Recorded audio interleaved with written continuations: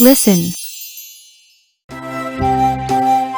Story 18. Fire Station 1. Mika likes fire trucks. He is only 2 years old, but he knows fire trucks can do great things. One day, he was out in a car with his grandma. When the car was passing by a fire station, Mika saw 3 big, shiny fire trucks. He begged his grandma to stop. "Please, I want to see the fire trucks." So his grandma stopped the car, and they walked to the fire station. Can we stop here, Grandma?